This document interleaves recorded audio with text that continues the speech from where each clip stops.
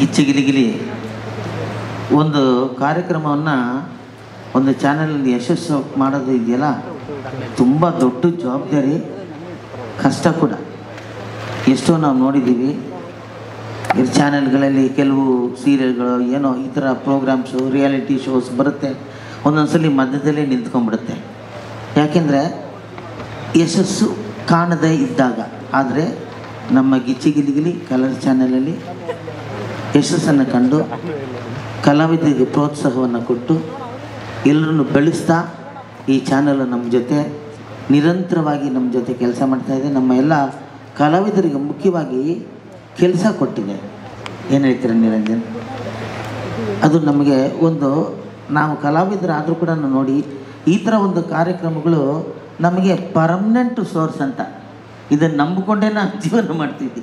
ಯಾಕೆಂದರೆ ಅಷ್ಟು ನಮ್ಮನ್ನು ಬೆಳೆಸ್ತಾ ಇದೆ ಅಂತ ನನಗನ್ನಿಸ್ತಾ ಇದೆ. ನಾ ಕನ್ನಡಕ್ಕೆ ಹೋಗಿಲೇ ಸೀಸನ್ ಮಾಡಿದಾಗ ನಾನೊಬ್ಬ ಮ್ಯೂಸಿಕ್ ಡೈರೆಕ್ಟರ್ ಅಂತಲೇ ಯಾರಿಗೂ ಸರಿಯಾಗಿ ಕರೆಕ್ಟಾಗಿ ಗೊತ್ತಿರಲಿಲ್ಲ.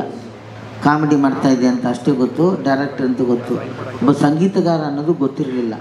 ಕನ್ನಡಕ್ಕೆ ಹೋಗಿಲೇ ಅನ್ನೋ ಒಂದು ಸಂಗೀತ ಕಾರ್ಯಕ್ರಮವನ್ನು ಶುರು ಮಾಡಿದಾಗ ನನ್ನ ವ್ಯಾಲ್ಯೂಸ್ ಅಂತ ಇದೆಯಲ್ಲ ಅದು ಬೇರೆ ಮಟ್ಟಕ್ಕೆ ಹೋಗಿ ನಿಂತ್ಕೊಂಡ್ಬಿಡ್ತು. ಇಂತಿಂಥ ಹಾಡುಗಳಿದೆ ಸರ್ ನಮ್ಮದು ಅಂಥೇಳಿ ಜನ ಸಿನಿಮಾ ಥಿಯೇಟ್ರಿಗೆ ಬರೋದಕ್ಕಿಂತ ಹೆಚ್ಚಾಗಿ ಟಿ ವಿಯನ್ನು ವೀಕ್ಷಣೆ ಮಾಡ್ತಾರೆ.